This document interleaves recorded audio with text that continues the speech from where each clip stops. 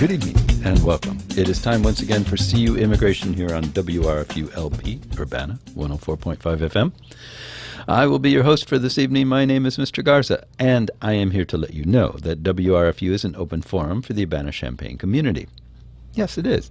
Views expressed are those of the speakers. They are, and are not intended to represent WRFU, UCIMC, Urbana Socialist Forum, or, as we like to say on the televised version of this show, UPTV. Whose views are these? Well, what a question. Why do you ask questions like that? All right, I'll tell you. These views are our own, and by our, in this instance, I mean myself, and anyone whose views are embedded in any of the articles that I might happen to read this evening. But those are the only views you're going to get. You're not getting WRFU views.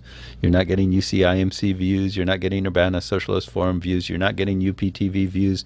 Or maybe you are, but you don't know it because all you know is that you are not officially getting those. You only know that the views expressed are those of the speakers. You don't know who else shares those views. Get it? Got it? Good. All right. Yeah. So I don't know what. Oh, so now it's working. Yeah, but couldn't get it to work before, and it was so perfectly timed too. Everything was just right, and press the button, and it's like nothing. Nothing is working.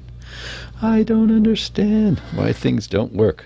Well, actually, I do understand why things don't work. They don't work because they don't work. Because something is broken, something is shorted out, not quite making a connection. Computers just don't have the brain power to do everything you're asking them to do. All sorts of things. All sorts of reasons. I probably ought to get a new computer one of these days because this is just getting a little, gray around the temples. How's that? Good way to describe it. Anyway, this show's about immigration, right? Or so you thought. So I thought, yes, that's what we are on about all the time. Was I here last week? I don't even remember. But if not, hello. Or I mean, if so, hello. If not, hello. Either way, hello. About the only big thing that's happened in immigration was, of course, the return of the travel ban. The Supreme Court said a limited version of this can go into effect. Limited version went into effect, and then Hawaii, the judge in Hawaii immediately said, "Oh, but grandparents too," because, as you remember, they were. It was like only persons without strong connection to someone here in the U.S. So they had this whole list of things that would be considered a legitimate kind of connection, like a job or a spouse. But at one point, even I believe in the original version, well, how can I put this? It's not the original version. The original version was ridiculous. But when the Supreme Court said that, it was such a vague thing. So the Justice Department released their own list of what they, as far as they were concerned, should be considered legitimate connections.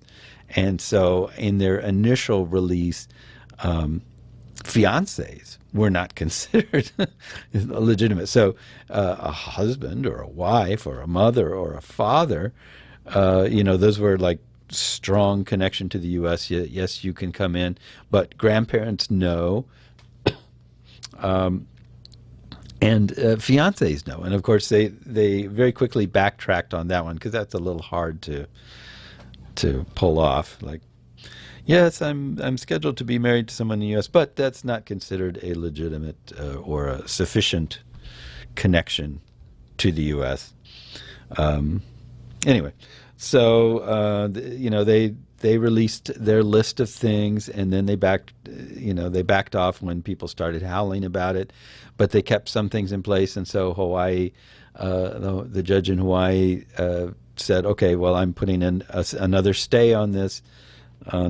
this, the Supreme Court have said that it can go through, but you have to alter it to allow for, grandparents and things like that. And of course, now they're appealing it. So the Attorney General is appealing it to the Supreme Court, saying, "Oh, wait a minute, you said a legitimate connection," and they're saying grandparents is that's some kind of legitimate connection, which is just ridiculous. The whole thing is so ridiculous. It boggles the imagination that this is in fact. Wow. Sorry, my headphones are weird. Oh, they're not plugged in all the way. Okay. It boggles my mind that it is in fact something that they're even arguing about. The whole thing from the ground up was initially and remained just a sort of a power play, like a dominance display, and that became less and less effective or impressive, or however you want to look at it, as time went by, as the courts battered it around and people pointed out the silliness of it.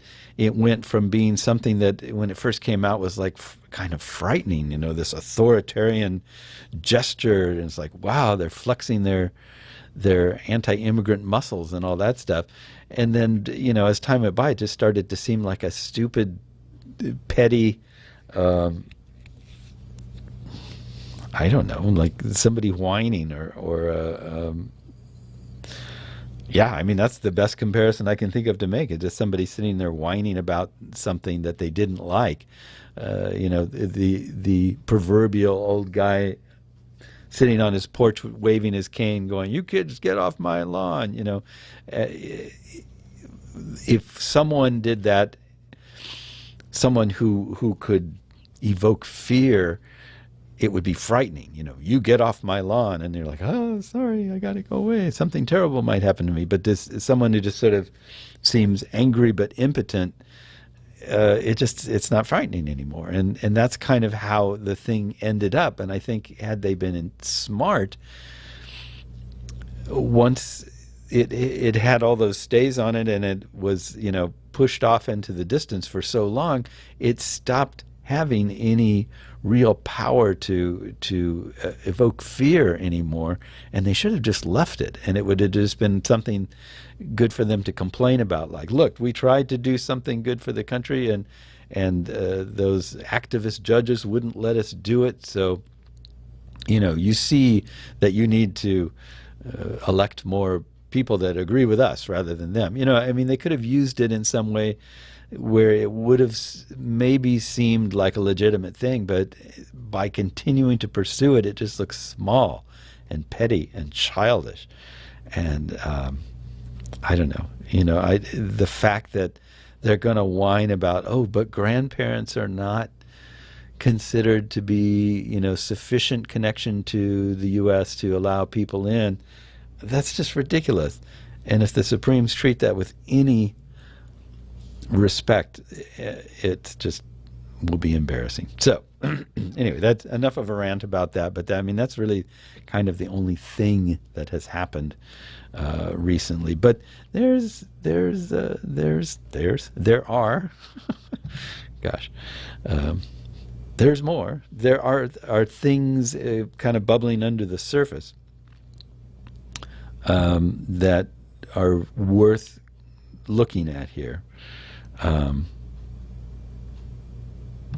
So let's jump to none other than DACA, of course. And here's an article from the LA Times entitled "Mixed Message from Trump on DACA Sparks Frustration from Dreamers as well as Critics of Illegal Immigration." And it reads as follows. "Ever since Donald Trump was elected, Melody Klingenfuss has known her time in the United States could be limited. The 23-year-old has temporary immigration relief under President Obama's landmark Deferred Action for Childhood Arrivals, which seemed imperiled amid Trump's vowed crackdown on illegal immigration. But instead of clear policy, Klingenfuss and thousands of other DACA recipients have faced mixed messages, contradictory leaks and a lack of clarity about their future. Inside the administration, there has been talk of deportations, only to have the president himself sound a less dire tone. It's been very typical of this administration to give really good news and follow it with really bad news, she said. We don't really know if they are going to change their minds the next day. The sense of dread began to ramp up again last week when Texas's Attorney General and 9 other Republican-led states threatened to sue the Trump administration over DACA. Then Homeland Security Secretary John F. Kelly told lawmakers the federal government might not defend DACA in court.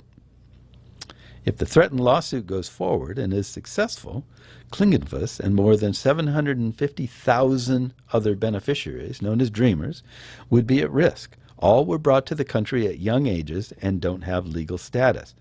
But as he has before, Trump seemed to indicate a softer tone on Thursday, saying he and not his subordinates would personally decide the future of the Obama administration program. Quote, "It's a decision that I make, and it's a decision that's very hard to make. I really understand the situation now," Trump said. "I understand the situation very well. What I'd like to do is a comprehensive immigration plan, but our country and political forces are not ready yet," end quote. During his campaign, Trump pledged to immediately end DACA, but in recent months he has said Dreamers shouldn't be very worried and described them as these incredible kids. The lack of clarity has sparked frustration from Dreamers as well as anti-illegal immigration activists who are demanding Trump make good on his promised deportations, including an end to DACA. Despite the president's softening language, Klingenfuss still believes DACA is under threat like never before. She came legally to the U.S. from Guatemala at age 9 and fell out of legal status when she overstayed her tourist visa. Klingenfuss, who earned a master's degree from USC, now is an immigrant and youth organizer with Coalition for Human Immigrant Rights Los Angeles. "This is a very scary time for people," said Adrienne Reina, director of membership at United We Dream, an immigrant rights organization that advocates for immigrant Ruth and all the other immigrant youth. Reina, who lives in Oakland and is a DACA recipient like his 2 younger sisters, said he had a serious conversation Thursday morning with his mother about the future of the program. "There is a sense of comfort in knowing that your kids are fine and not going to be targets for deportation," Reina said. "So it's not just the lives of Dreamers, but lives of their parents that are really impacted at this moment." Carla Estrada, a DACA recipient who runs 2 Facebook pages devoted to those in her situation, said some are even contemplating going back to their country of origin. "There's a lot of sadness, but anger also." A petition in support of DACA she launched on Wednesday garnered more than 6,000 signatures in less than an hour. "The community is usually pretty apathetic, so this sort of thing is very rare, to be honest," she said. "But they now see an actual immediate danger." Estrada said she and others are concerned that the DACA program will meet a similar fate as that of the expansion of the program that Obama created 3 years ago, which was blocked by the courts. Those like Klingenfuss, DACA recipients who are given a Social Security number and a work permit, are arguably the most politically sympathetic in the often vitriolic immigration debate. "We have young people who have developed American identities and American dreams and gone to American schools and live in American communities and breathed our American dream mythology and have become Americans," said Jerry Kammer, a senior research fellow for Center for Immigration Studies. Kammer believes DACA should be challenged in the courts and questions the program's legality, but nevertheless can see its benefits for the recipients. DACA is only a temporary reprieve that addresses a small subset of the 11 million who are here without legal status. While immigrants' rights advocates argue it did not go far enough, it has been the biggest immigration policy gain in more than a decade. Roberto Gonzalez, Harvard University sociologist, who has been studying DACA and its recipients throughout the nation, believes the Trump administration recognizes that ending the program would pose a political risk. To cut the program and force these young people back into the shadows seems inhumane and counter to what this country stands for, Gonzalez said. It could have the effect of galvanizing a group of young people who proved to be effective in protesting against elected officials. Many anti-illegal immigration activists have long condemned the program, questioning its constitutionality. They are now voicing discontent with Trump's unwillingness to phase it out. For me, DACA is one big problem in the administration. Trump is actually reneging on a promise, says Mark Krikorian, executive director for the Center for Immigration Studies, a Washington group that is fighting illegal immigration and wants more restrictions on legal immigration. Luis Serrano Taha, a DACA recipient who lives in Los Angeles, said DACA was always a double-edged sword. He was part of a group of activists that participated in sit-ins and protests that ultimately helped push Obama to pass the executive action that created the program. After the win, he said some DACA recipients became complacent and stopped fighting for others left behind by the program, despite the growing numbers of deportations during the Obama administration. People built their lives and careers and did not think about the fragility of DACA, he said. Others forget about the larger immigration picture. It created a sense of entitlement. DACA has always been in danger ever since it started. This should be a wake-up call. It's a reality check. So there you have pretty much the only thing that's really kind of going on right now is this weird back and forth on DACA. Trump says one thing, other people say something else, and it's hard to get a sense of what's really going on with that. I have felt for a while that probably what's happening is that a lot of Trump's immigration talk was just talk. He has probably an anti-immigrant sort of attitude generally, but I mean he's married to an immigrant. It's not like totally anti-immigrant. He's not completely against them. It's just sort of he's got anti a certain kind of immigrant, I guess is what you might say. That's probably what's actually a part of his being. But he found that rhetoric, that attitude was very popular on the campaign trail, so he turned it up to 10 or 11, dialed it up and played it up as big as possible. Once he got in charge, I mean, his whole thing with the wall, you've seen how that's just kind of faded and he's not really doing much about it, and he still tries to stick it in there. He still wants to make it happen because that's something he can point to and say, yeah, see, I said I would do that. Here it is. I did it. But his lack of energy on the topic tells me that he really doesn't care that much about this stuff, and he's moved on in his mind to other things that are more important to him. But a lot of the people that sort of he brought along with him, who pushed him along and who got him where he is, were really serious about this stuff. And so they're kind of pushing ahead with it. I think these attorney generals who were suing the government about this are examples of that, who are like, look, we're dead serious about getting every, immigrant out that we could. We don't want anybody here. We want a 2-mile high wall. We want to shoot on sight for ICE. We want all these things. And if you're not going to do it, we're going to sort of force you to. And so Trump is kind of being pushed along with that. And when I say this, I'm not saying this in the sense like, oh, he's actually a nice guy. He doesn't really want to do these bad things. I don't think he cares one way or the other. I just think he's got other things on his mind right now, and this is like, oh well, these guys seem okay. Let's not worry about them. But other people are pushing to demonize them, as he did in the campaign, and as they believe should be done. And at some point he might bounce back the other way, and DACA is gone. I mean, it is, as this person in the article said, it is very fragile, and it always has been. And I remember, I know I've spoken about this before. In the early days when we were doing DACA training, like helping people sign up for it, we meaning CU Immigration Forum, and people would ask me, do you think this is a good idea? I would always respond like, I don't know. I'm not sure. If it works, it could be a very good thing for you, but you're giving the government all this information, and the government is, it changes hands all the time. And we've seen it's gone from a relatively sympathetic government to an absolutely unsympathetic, to put it mildly, government.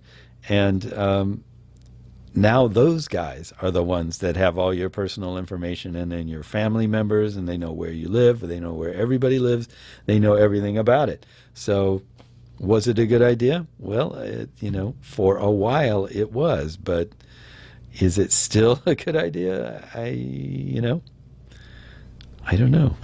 I don't know. In the larger picture, I don't know if it was a good idea to sign up for. I don't know. I help people do it. I've seen really good things happen from their having done it. And I just really hope that it doesn't go south, as they say, because it totally could with this person in the White House and those people in the government. Anyway, so yeah, but an interesting point here. I saw this article. So it says, this is from USA Today. I don't know, it's not the most in-depth newspaper in the world, but it's entitled "Immigration Arrests Up, Deportations Down Under Trump." And I was curious what that's all about. So let's find out together. So it says, arrests of undocumented immigrants by federal agents increased in June, but deportations fell to their lowest point this year as the nation's court system sees bigger backlogs, according to data released Monday by Immigration and Customs Enforcement. Oh, I see. They're getting clogged up in the system. ICE agents arrested 13,914 people last month, following a trend since President Trump took office in January and his campaign promised to crack down on illegal immigration. In the final 3 months of the Obama administration, ICE averaged 9,134 arrests per month. That number has steadily increased under Trump, with the agency averaging 13,085 each month from February through June. Ugh. What? Oop, pressed the wrong button here. Excuse me. All right, there we go. Okay. Very slowly scrolling. Yes, there you go. You can get there. Okay. The Trump administration has not turned those arrests into more deportations, however, as those numbers keep falling. In the final 3 months of the Obama administration, the agency averaged 22,705 deportations per month.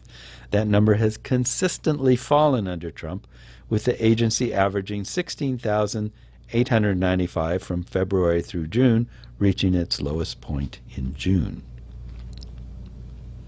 Yeah. ICE Acting Director Thomas Homan recently said the drop in deportations is because of the backlog in federal immigration courts and the lengthy time to process each case. The number of cases waiting to be completed has surpassed 610,000 through June, according to the Track Research Project at Syracuse University. Immigration courts have long been overburdened, with regular deportation cases taking up to 2 years to complete because of the volume of cases. The Trump administration has added to that backlog by arresting more people and cutting back on the Obama administration policy of allowing undocumented immigrants to be free on bond as they await their court hearings. Attorney General Jeff Sessions has dispatched 25 more immigration judges to detention centers along the southwest border with Mexico and wants to add more. The Justice Department's goal is to hire 50 immigration judges this year and 75 in the following year. Yeah, this is USA Today. So it makes some points, but it doesn't give you much context. So 610,000 cases waiting to be completed. But it also says the Trump administration is cutting back on the Obama administration policy of allowing undocumented immigrants to be free on bond. Does that mean that all 610,000 are locked up somewhere? That would be appalling if that is true, and I don't know how to find that out. I'm going to look into that and try and figure that out, because that's absurd. So they're just arresting more people, but they're getting less people out. Where are the people going that are arrested? I would like to know that. It wouldn't surprise me. I mean, these guys are, in cahoots with the for-profit prisons, and it could be a very good business to just keep arresting people and filling up those prisons. And since they have no morals and no soul and no anything, and they wouldn't mind doing that. And by the way, I want to remind you that WRFU is an open forum for the Urbana-Champaign community. Views expressed are those of the speakers. I'm pointing at myself, which is hard to do, and do not represent WRFU, UCIMC, Urbana Socialist Forum, or UPTV. I am expressing my own view when I say that about these people. Just so you know.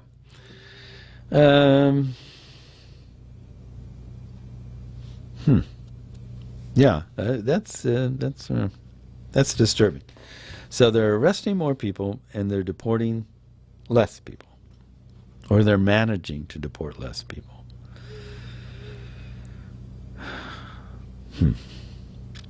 I wonder. I'm going to look into that. All right, another job for CU Immigration Forum and our crack team to get on that and try and figure out what's going on there and what anything that we can do about it, or we can shine light on it if it's indeed what's happening. I think that could be a scandal in the making. One of many. There are plenty of scandals in the making right now with these guys. Okay, moving onwards. I saw this. We were talking last show. We were talking about economics, I remember, and I was extolling the economic advantages of immigrants. Well, this came up recently. This is also from the Washington Post. It's entitled, "Cutting Legal Immigration 50% Might Be Trump's Worst Economic Idea." President Trump's to-do list still includes cutting legal immigration. Economists say that's a grave mistake. A Washington Post survey of 18 economists over the weekend found that 89% said it's a terrible idea for Trump to curb immigration to the United States. Experts overwhelmingly predicted it would slow growth, the exact opposite of what Trump wants to do with Maganomics. "Restricting immigration will only condemn us to chronically low rates of economic growth," said Bernard Bamoul, chief global economist at the Economic Outlook Group. "It also increases the risk of recession." Thomas Simons, senior economist at the Jefferies investment firm, called